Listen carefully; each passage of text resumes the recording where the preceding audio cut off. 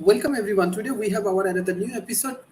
Today's session is climate change and healthcare. We have our world famous speaker, Mr. David Smith. We have Mr. Simon, and we have Mr. Donald. First, I would like to give chance, Mr. David Smith. Thank you so much, Sharif, and Simon, Donald. Great having you on the panel today as well. Donald, you might want to adjust your camera. Uh, Thank you so much for having me here. The topic today with climate change and healthcare is a very interesting one because they go together really well when you look at climate and healthcare. That differences are really significant because climate change, together with the other natural and human-made health stressors, influence health, they influence disease in just a wide number of ways. And some existing health threats will intensify, some will get better as climate changes go on, and new health threats are going to emerge as we've seen very recently. And not everyone is equally at risk. Not every geographical region is equally at risk. And some of the most important things when you take into account climate and healthcare is what are the age, what are the economic resources, where are they located, what are the government policies there.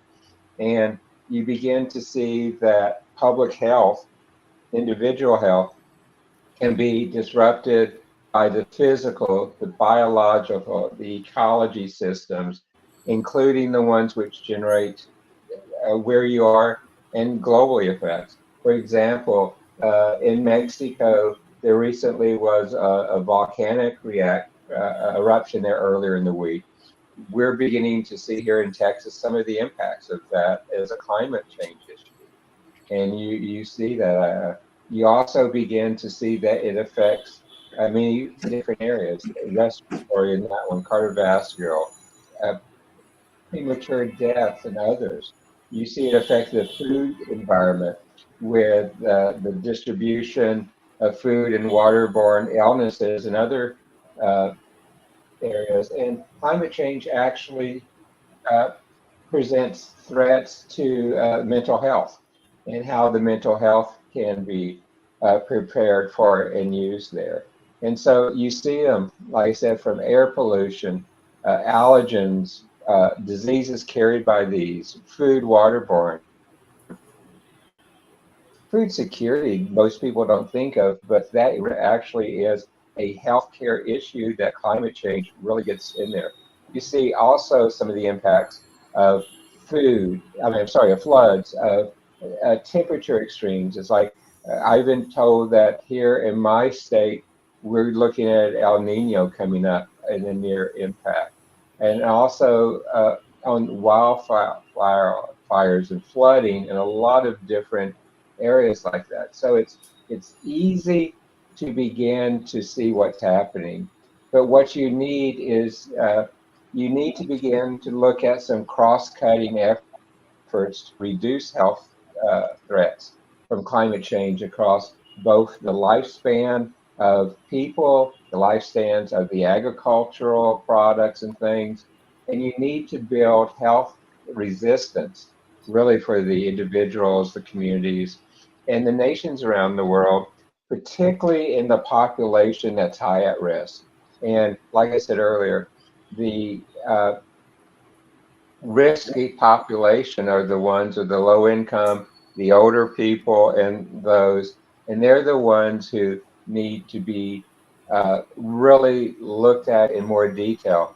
The other thing is you look at climate change in healthcare is it really needs transdisciplinary transformational research to really get in there because you have to look at all these different areas in many different domains. And like I said, depending on the geographical area and others, what is effective in one geographical area might not be effective in another, but they are all interconnected and they are all tied together and have to work as a whole to really address climate change in healthcare. So, Sharif, why don't I stop there as a quick introduction and let the other speakers get some comments in?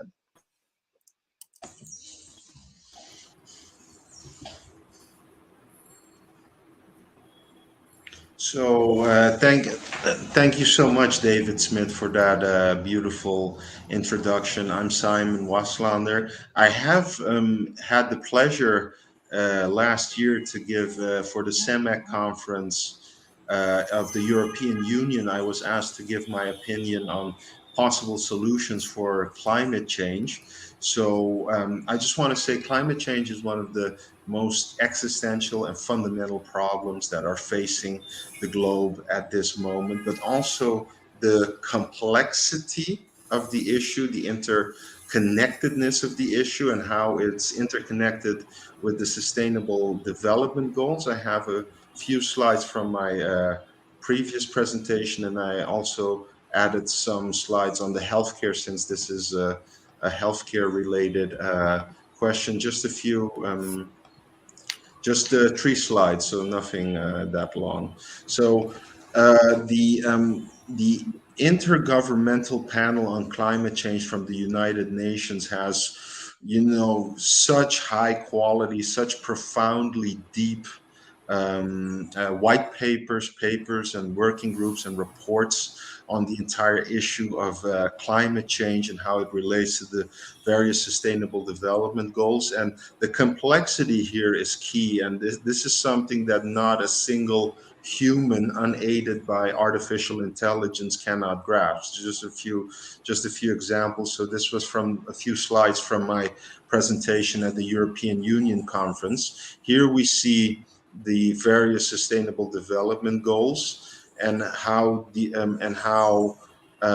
various interventions and trade-off and synergies influence each sustainable development goal. And as you can see, the trade-offs and the synergies for various policies can be highly complex and interrelated. So this is really something that not a single human or even group of humans can truly comprehend. And this is something where we really need artificial intelligence or even artificial general intelligence to help us. Just to show the complexity even further, this was also from the Intergovernmental Panel on Climate Change report, one of their reports for the United Nations. As you can see, how these different policies interact or do not interact with with the various sustainable development goals. I mean, I don't think there, at least my own person, I'm just talking for myself, I don't think I really understand the complexity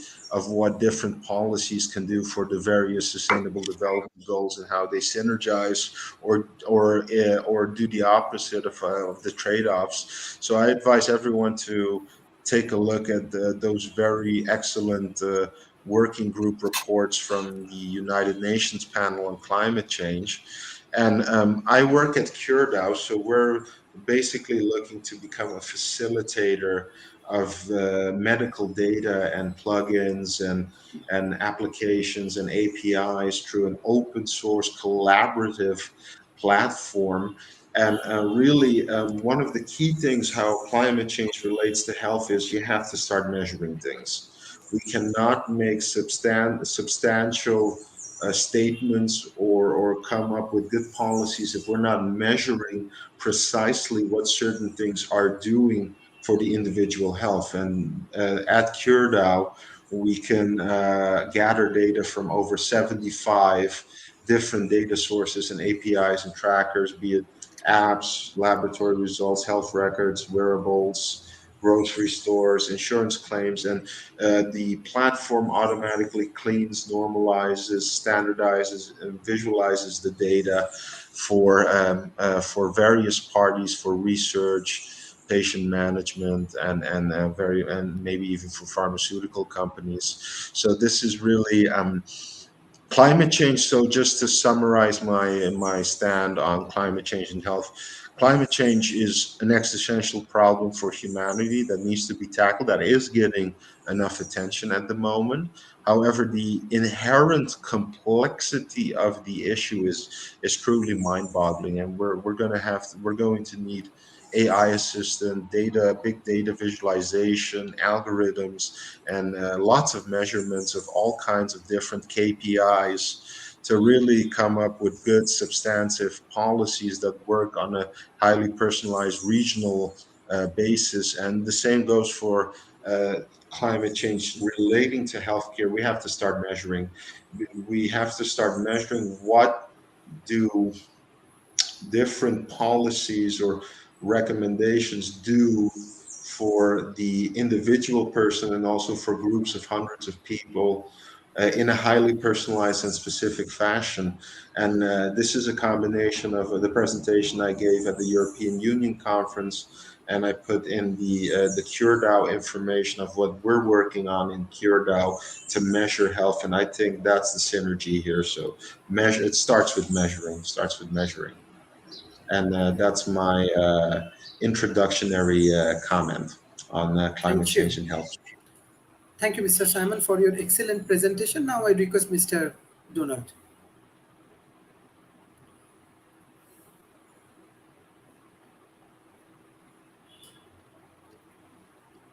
We cannot hear Sir. Donald.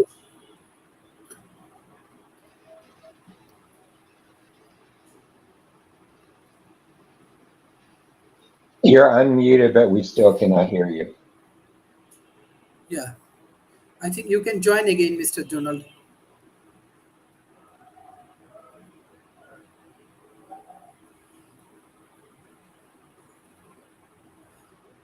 I think Mr. James, you can support this conversation then.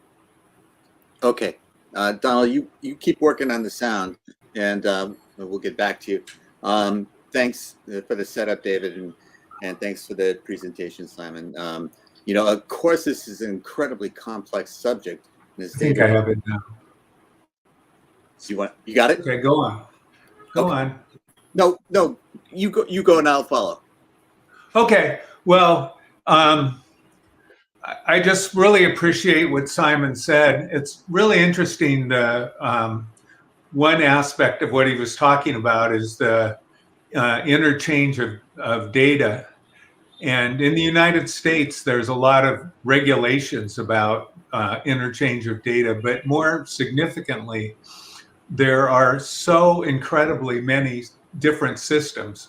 Fortunately, since President Obama tried to start standardizing electronic medical records, it's an improvement. But my thesis advisor in Finland, which has a top-down government-controlled medical system, made a lot of money doing software that allowed the hospitals in Finland to be able to exchange medical records with each other. And there was, in Finland, with a top-down system, there was over 40, only 40. But in the United States, there's hundreds or even thousands of different systems that are used in different hospitals and medical groups. They're gradually standardizing things more and more, but Simon is working on something that's a pretty big challenge. It'll be interesting to see if we can get artificial intelligence to actually be accurate, because right now the models, if they don't have enough information, basically just make things up, and so it'll be a while before we do that. But really, what I want to say is that healthcare is almost in a way independent of climate change, because there's stressors on healthcare systems even with climate change, they're not new stressors, at least right now. We still have hurricanes. I mean, they're bigger and we have more of them. So we know what hurricanes are. The extent that, say, something like Lyme disease, which it's because of the way that climate is changing, it's the area where you can get Lyme disease is increased a lot. Zika virus, West Nile virus, all of these different diseases have been around. It's just now that the geographic areas where they exist have changed dramatically, and they're going to continue to change. So in some senses, we're not really facing a lot of stuff that's new. We're just facing a lot more of stuff that we've run into in the past. So the issue is once somebody or a group of people have a healthcare crisis, what are we going to do about it? And so the healthcare system is really is a social contract that we make with each other, and a social agreement that we're going to work together to be able to provide healthcare for people. And it costs money, and it requires expertise, and the kinds of things Simon are doing, and we're using new tools, new statistical models like deep learning and things like that. We can get better at some of the things that we're doing, but we have to have the will to do that. And in a lot of the world, people are doing that. I mean, I lived in Finland for a while, and Finland's the happiest country in the world. If you get sick in Finland, you get medical treatment from people that are really quite good. I mean, people come from around the world to study at Finnish hospitals. They're very good, and it's the happiest country in the world.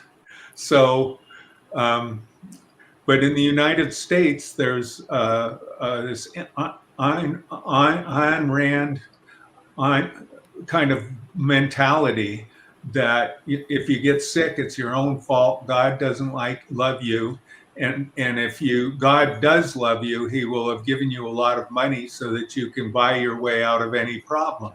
And we don't want healthcare for people. I mean, enough people don't want healthcare to people that they're blocking it. So you look, and then other countries just simply don't have the resources to be able to do that. So the underlying question is really about healthcare systems, and that applies with or without climate change. And of course, as climate changes, we're running into more and more health problems and more things that we're going to have to deal with. But the fundamental thing is that we need to develop good healthcare systems for our country and for the world, so that we can take care of people when they have health problems. Thank you. Thank you, Mr. Jamsit. Thank you, Sharif. Wonderful topic. Great discussion so far. And as we all agree, this is a very complex issue. And as David has taught me to say, it's a system of systems. Climate is a system of weather systems. And, what you do to change it is the consequences are unpredictable in many cases. So it's very complicated to know what to do. But we do know that putting pollutants into the air, toxins into the air, is not a good idea. And to do it on a widespread basis has health costs and consequences. And I also agree that measurement, as Simon pointed out, is important. We need metrics. We need to agree on them. And this is part of the problem that we're having, is to get agreement. Because part of the problem is not just scientific, to know what to do. The problem is also political, to have the will to do what needs to be done. And as we know, we had a senator hold up a snowball and deny that climate change was taking place at all. We had President Trump pull us out of the Paris Accords. So we've overcome a great deal, and we have much less resistance than we've had in the past. But it was just a few years ago where we were facing denial. And now it's more accepted, but the consequences are still thought of as future consequences when they're happening today. As Donald pointed out, the storms that we were getting that were once in a century are happening more frequently now, once every 5 years, maybe once every couple years, and their intensity is increased. So these storms, they did lasting damage. And we had these droughts where it used to be wet climates or wet weather systems. Trees that were always around moisture in Oregon are now facing drought. Places in Europe that never experienced floods are experiencing torrential rain and flooding. And these are things that they're not ready to cope with. And these wildfires that we experienced in Northern California, I looked at the air quality this morning, it's 26. Well, during the wildfire season, it was over 500 in some areas. This is totally toxic. And I know people who died because of breathing that toxic air. So these consequences are now. They're not coming in the future. They're going to get worse in the future unless we take drastic action now. So the other consequence that my attention was brought to is, insurance companies are changing now because of these devastating wildfires, because of these devastating tornadoes or hurricanes or floods. They're no longer insuring, or in order to buy insurance, it's quadrupled the price. So these are direct consequences to people. They cannot live where they're used to living without suffering the dangers of catastrophic weather conditions that force them out of their homes. They can no longer afford to live there. And these are happening now. These are happening all over the world. So when we can agree as a country, then we can maybe start to agree as a globe of what it is that we need to do. Because time is ticking, time is running out. And we have a global economy. There's no getting around it. What we need is a global community. How do we establish that? And it demands trust. And can we build trust between different cultures, between different countries? And this has to happen before we can agree on the approach. That has to happen on a global basis. And can it happen soon enough? This is an existential crisis. And we cannot underplay the cost of no action. No action is an action that will doom us. Thank you, Shu. Thank you, Mr. David Smith. Well, I agree with. So I wanted to make a small comment, since tomorrow's talk is going to be on Nikola Tesla technologies. Is like we have, so to decarbonize the global economy and the global system, we are seeing massive progress in electric vehicles, batteries, solar power, also things a little bit more far off, such as atomically precise manufacturing, such as nanotechnology that can literally remove carbon from the atmosphere, although that's like 15 years away. But I see enormous technological progress being made to mitigate the effects of climate change. But it's more who pays the bill and who's willing to make the sacrifices. Like, for example, I like to eat meat, but if you're really into climate change and sustainability and environmentalism, you don't eat meat. You'll go more into a vegan style diet, and so it's more like which communities, and that you see that much more in Europe versus American communities. European communities are more willing to make the personal level sacrifices for tackling climate change. Also, there are many like simple technologies such as carbon capture technologies, artificial leaves, artificial trees. There was this artificial leaf that is 400 times more efficient than a normal plant leaf. You can do carbon capture technology at coal plants or at gas plants. So because like to really decarbonize the entire economy in one false swoop will cost too much, and people won't be willing to make the hit in their lifestyles. Also, and who pays the bill? If we look at, and that's something that's not talked about with record high stock prices in energy companies, but energy companies are facing $5.6 trillion in liabilities for the decarbonization of the global economy. So they're going to get a huge bill in the not so distant future, as I think we should, that they should bear a large burden for basically poisoning the atmosphere, and it's basically who pays the bill.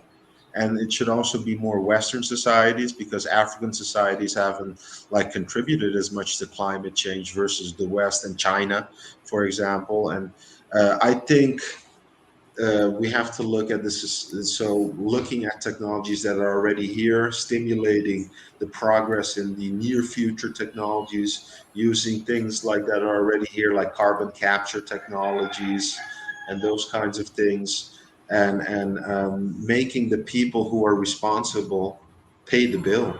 And that would already make huge progress in the climate change issue, and that will automatically spill over to healthier societies in general. Thank you, Mr. David Smith. Well, thank you for those remarks, and James, thank you so much for yours, and Donald as well. I also want to say that as you begin to look at the sources of climate change, yes, there's a group of large countries doing it, but it's also something that happens at each of the individual country levels as well. If we look at the last two COPs, the one before last emphasized what could the developing nations do to have an impact on climate change and how to fund that. But the very last COP was actually the opposite, and it was how can the developing nations support, how can the developed nations support the developing nations? And the United Nations and the other agencies helping in the COP process, like the International Development Bank, World Bank, USA, many of the others, have set aside funds explicitly for developing nations, and a fair amount of that's going to Africa, to address climate change and how that can work and play across the communities. So you're seeing that on the funding side that was mentioned, but you also need to see how it affects the social and the environmental determinations of health. You know, the clean air, the safe drinking water, sufficient food, and even goes back to secure shelter as we see the effects of climate change, particularly with the flooding, the extreme heat, the extreme cold, and with wildfires and the derivatives of those as they affect hurricanes and others. So according to the World Health Organization, between 2030 and 2050, they are expecting to see an increase of approximately 250,000 deaths per year because of climate change. And you know, if we look at that, that is a fairly interesting number, just strictly attributed to climate change. And the direct damages to health, excluding things such as agriculture, water, and things, is around $4 billion a year by 2030. And again, you're going to see places with weak infrastructure going to be the less able to cope. And that's why this last COP meeting did so much in trying to address the needs of particularly the areas with the weakest environmental infrastructure in the developing world. And you're seeing that. And you know, as Donald said, and as James said, climate change is one of the biggest single health threats facing humanity. And even the healthcare industry itself is a contributor to this, which I found very interesting as I began to look at some of the figures in this. And for example, the healthcare sector explicitly is responsible for over 4.6% of the total greenhouse emissions. And in some places, you're seeing even more of that becoming there. You're seeing the emissions going up where the rest of the sectors are encouraged to try to begin to get to zero emission, healthcare as their contribution to the carbon footprint actually has been going up. And you see that, and you see it from a lot of the movements of how many of the materials in healthcare are now becoming disposable and not used. So you see uh, the sources there, particularly in plastic, rubber, medical supplies, and others. The pharmaceutical making process is not a very green process at all, and others. So you're seeing not just health and healthcare as a role in dealing with the climate change and the impacts of climate change. It actually is a physical uh, adder to the impacts of climate change. So you see that. So it helps, I believe, to understand that climate change affects all the different systems, even the systems where the health is trying to alleviate it.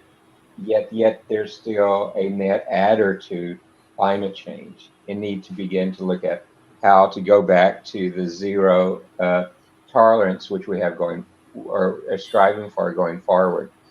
And these are the complex issues that it's going to take the inputs from the entire technopolis to address. The regulatory environment has to be in there, but you cannot regulate this out of place uh, because it depends on so many others outside of the broader regulatory stance. It's going to take the commercial companies, both the large ones and the very small ones, and even the new startups have their own places in helping to address climate change and healthcare, and particularly academia.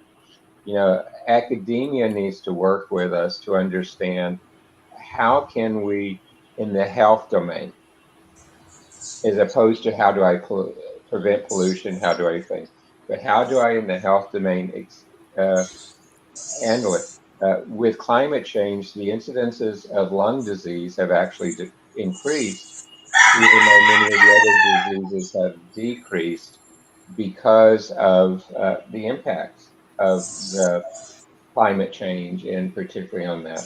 You also see impacts on cardiovascular going up quite a bit because of climate and climate change. So it's making us in those areas not as well.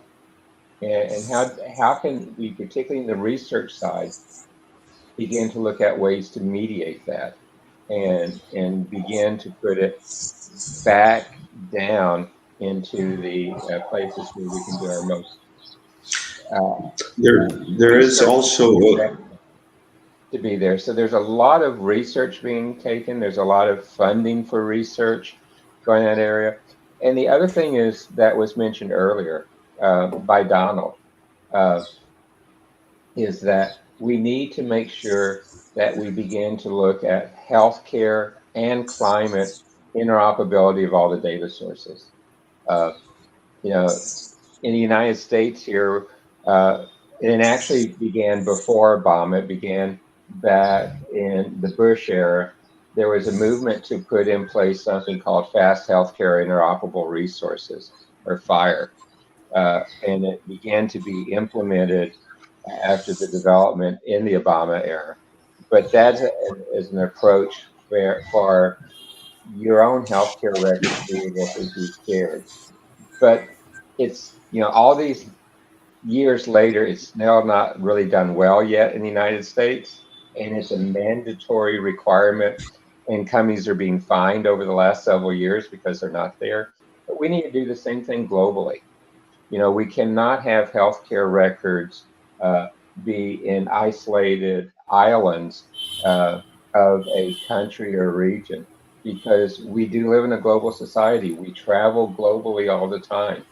Uh, and I just had a friend who I'm on his board of, the company's headquartered in Panama, but he was over in Malta and was fell, hit his head, had a concussion, uh, and ended up having to spend 2.5 months in Malta in their healthcare system. And just even the rules there, his wife could not go visit him in the hospital there. And the differences, you have to begin to see it. And so there has to become more of a global interoperability focus in healthcare. There has to become more of a global interoperability focus in healthcare. Last thing on this one, and it's something I tweeted about this morning and with some other information on it. Even things like, Simon, you mentioned some of the AI tools like Chat GPT. The new studies say that Chat GPT, Sharif, deployed in Malaysia, Bangladesh, and Asia, has so many inherent biases that it's not effective there. And we're seeing tools like medical versions of Chat GPT being produced and used. But they have the regional biases of where they are. They have the environmental biases of where the LMMs are put together and how they're put together.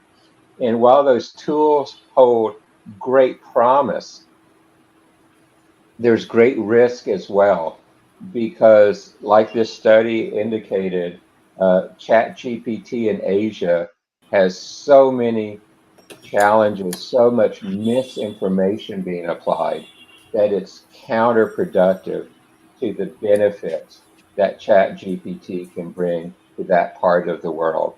So, Sharif, complicated subjects. You know, we live in this system of systems world, and those are some of the challenges as you begin to try to even pull together healthcare and climate change. So, Sharif, thank you. Thank you, Mr. Simon. So, and I look at these problems more on a macro level, and also, and this is going to be a very controversial topic, and it should. This is really one of the most philosophical topics in medicine: is what is a human life worth, monetarily speaking?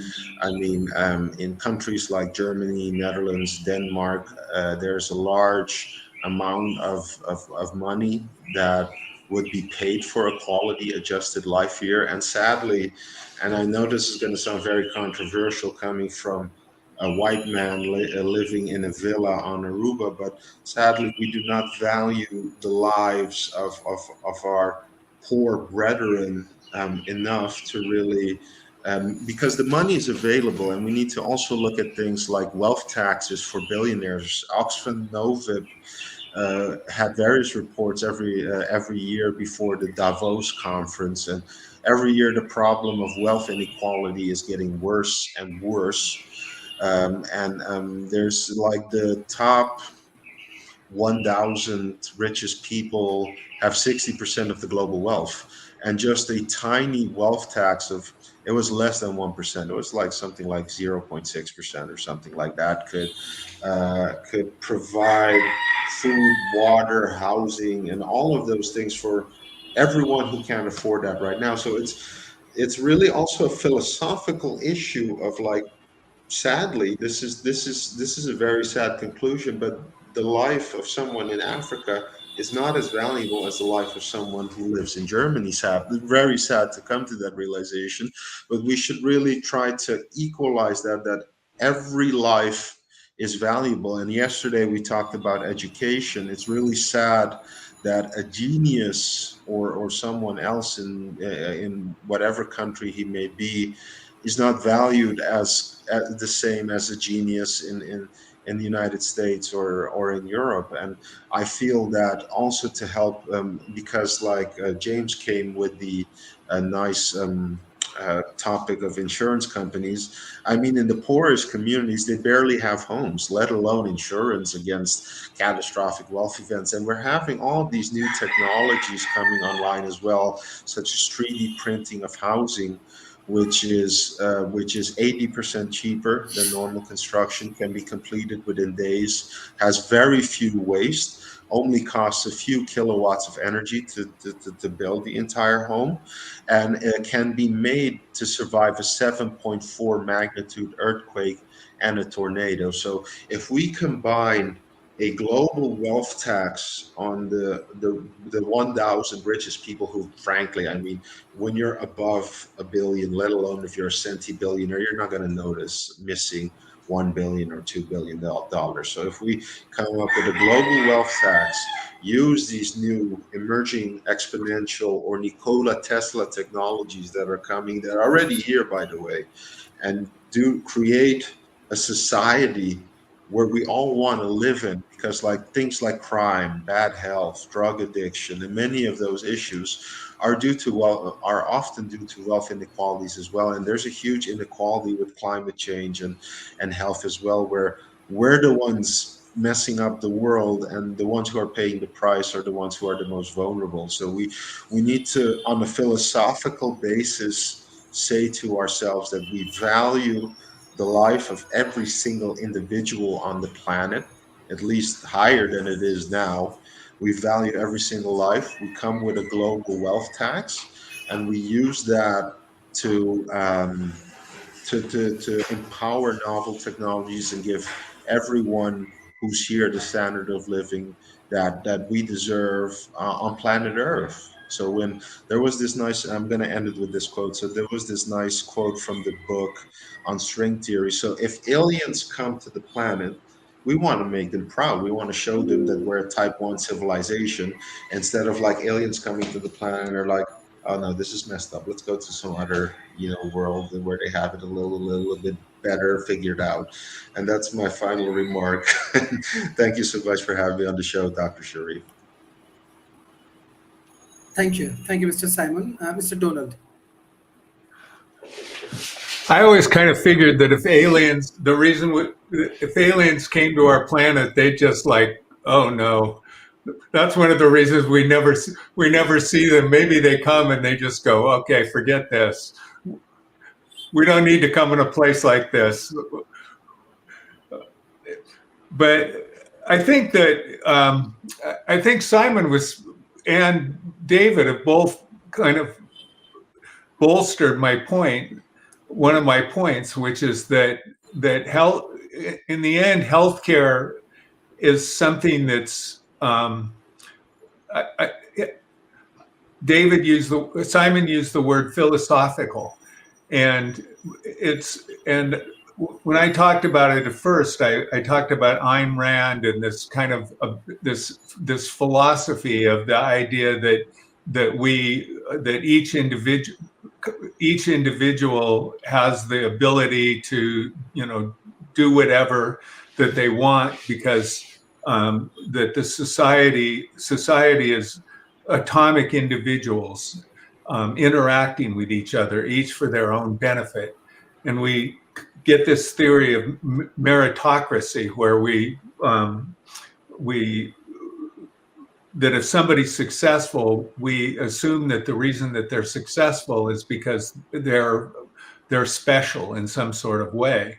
And we just ignore the fact that somebody goes to Harvard or someplace like that. There's this background that they have that's made this wind up be able to have the resources to be able to do the studying, to get the grades, to take the year off to go work in a poor community, so that they all the things that you need to get into Harvard or Stanford, all this kind of things that many people just don't have the resources to do. So the whole theory of merit that we have is actually, it's pretty bogus, really.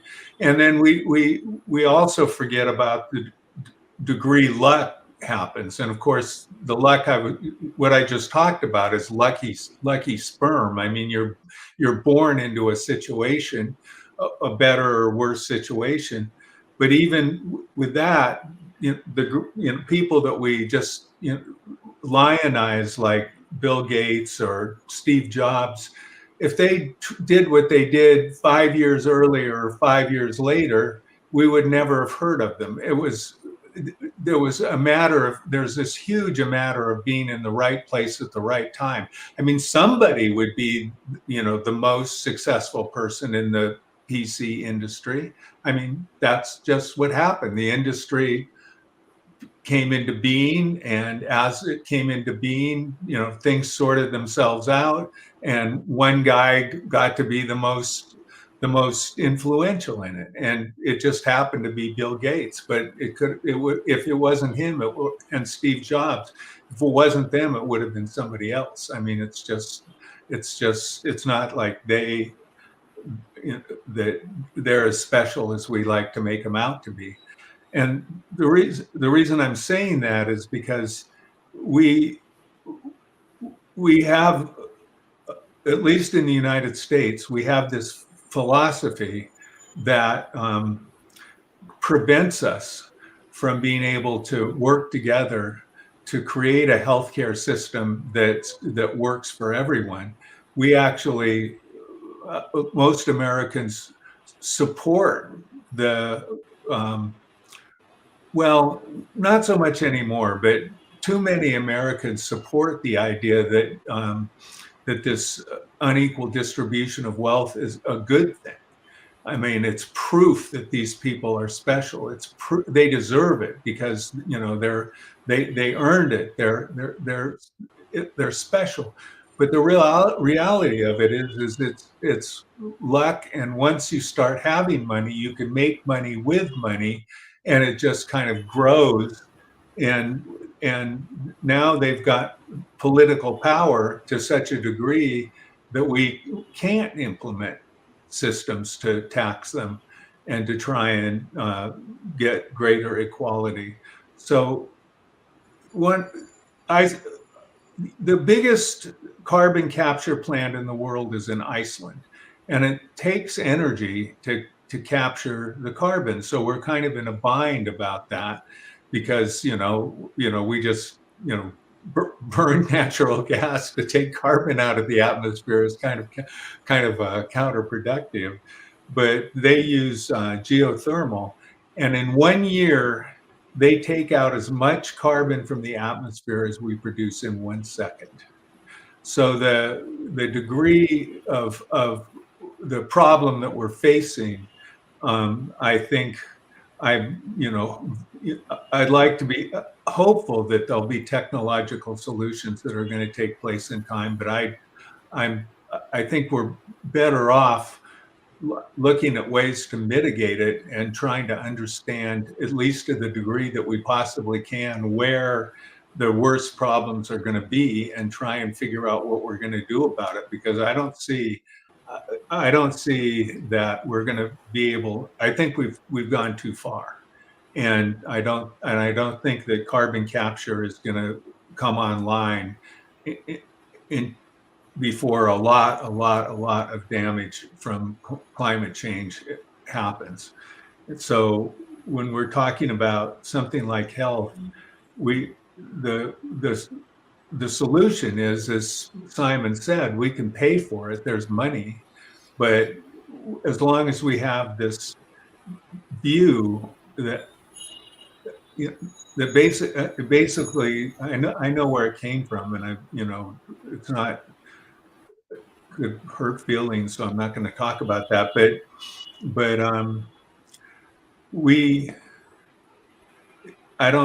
the only thing that I can say that I think is really hopeful is I really like TikTok, and I've even got without even trying, I have like 1,500 followers, and which is nothing on TikTok, but I have 16,000 followers on Twitter.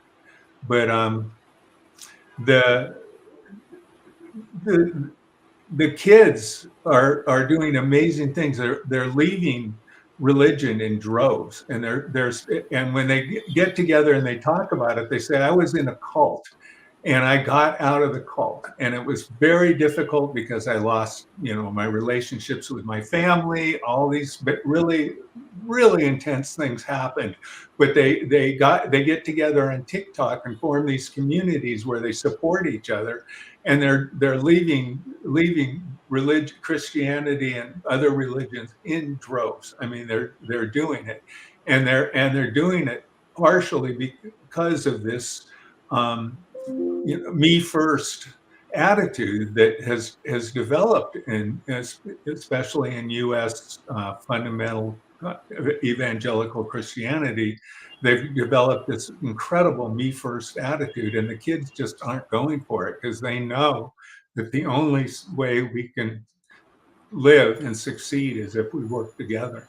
And so I'm really optimistic that the younger generations are going to be different than we are right now. And so it's got to be a social change. That's the only way we can make it work. We have the technology, as Simon said. We know what to do, but we have to have the will to do it. And so thank you. Thank you. Thank you. Mr. James. Yes, thank you, Sharif, for assembling this panel. I've got a crick in my neck from nodding my head so vigorously at what I'm hearing. Especially I'm simpatico with Donald there and what he was saying about the will. We have to have the political will. You know, and I'm also guarded against waiting on technology to solve the problem for us. I hear that all the time, and it's discouraging to me that people just think, you know, technology will solve this problem. No, it won't. Not without the willpower. The will, it has to come from the individual first, and it starts with the individual. It starts here, inside. You know, I drive an electronic vehicle. I installed solar panels. You know, I'm moving towards a plant-based diet. You know, I'm doing all these things, and you know, I'm not perfect by any stretch of the imagination, but I'm making changes, and all of us can make changes. All of us can help in one little way, and the entire, if everybody does a little, it's a big deal. And so, you know, I think that's where we start. And then also, you know, we have to put pressure on our political system, whatever it is, because we, you know, I know Simon talked about the who's going to pay the price. You know, it's a great question. And the energy company is making record profits right now. You think they're going to pay the price? Of course not. They're going to say, let's buy a politician or two, and let's make them pass policies that keep us making enormous profits. And that's the way the system works in the United States, or the divided states of America, which is what I call it now. And I think that, you know, getting them to pay their share, to undo the damage that they have done, is not going to happen, at least not in time, because we're under the gun here. It's the clock is ticking, and we have to make action now. So it's got to be a collective will. It's got to be a groundswell of support that changes the way we think. It has to be a societal change. Yes, the youth can lead the way, as they have in the past in many different directions. You know, I was part of the anti-Vietnam War demonstrations. You know, I had a sign that said, "Make love, not war," before I'd done either one. You know, so I didn't know what I was talking about, but I was sure I was right.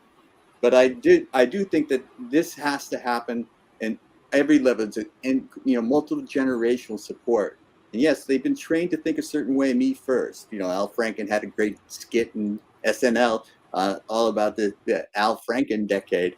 But, you know, it's the way a lot of us were trained, and we have to change the way we think. We have to change our minds. We have to think about a global community. You know we have a global economy. It's got to be a global community. And yes, this is going to be, and this is not something like, I hear this too, that, you know, it's not the granola country crunching, tree hugging type of people that worry about this anymore. Man, there's a financial cost, and we've outlined it. All of us have said something about the financial costs, and they're going to get worse and much harsher. And yes, we have to think about not just the developed countries. Absolutely, Simon. Thank you for emphasizing that point. You know, we saw what happened in Puerto Rico. The devastating storm wiped out that poor island. And what did our president, then President Trump, do? He threw paper towels at them. Come on, we have to do better. Yes, if it's not an alien judging us, you know, it should be our own consciousness judging us. And we're not living up to who we can be. We're not living up to the standards of a just society unless we start taking care of the people that need care the most. And that's what, you know, that's how you judge a society. How do they take care of the neediest? Not how do they reward the best? You know, it's, you know, I'm not interested in whether or not you can travel to space. I'm interested if you care about the people around you that are suffering. And if you're not doing something to ease the pain and suffering of other individuals, you're not doing what you're supposed to do. And that's what's going to have to change, our way of thinking. We're going to have to think about others rather than just ourselves. So I'm glad to be part of this conversation. So I do agree that we have the technological wisdom, we have the academic wisdom, even though it's still a complicated system, and we might make mistakes. There's no question about that. But it's the political will that is necessary, and to think in terms of a global community. We're all in this together. Wake up and realize it, and reach out your hand and hope someone takes it. Thanks, Sharif, for the great topic. Thank you everyone for excellent discussions.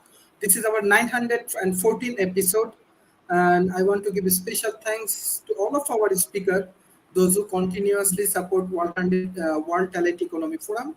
And in the real life, we are developing economic zone, we are developing housing project, we are developing academia, and most recently, the coming week, Thursday, we are launching our business incubations with Ahsanullah University. Ahsanullah University is one of the largest engineering institutions in South Asia. So around 150 startups, they will join in our World Talent Economic Forums. We will train them, we will build up the startup systems, we will encourage research and innovations more in emerging economy. So I need more of your support, the speakers, the venture capitals, the trainers, thought leaders, researchers, inventors, those who want to join in our ecosystem, you can join. Right now, we are engaging with around 2. We are uplifting the 2 million people communities. We need all of your support. The universities, Prime Minister Office, largest corporations, everybody join in this ecosystem. And besides that, this October, we have Nikola Tesla Technology Conference in Europe. Next year, February, we are working with IIT Kanpur. It's the world's largest business incubation in South Asia. So they also join in Dhaka. So I want to invite you all this event. Hopefully, it will be a great event for all of the speakers. And we need more support, more collaborations, more partnerships. Thank you, everyone. Thank you. Bye-bye, and take care. Bye, y'all.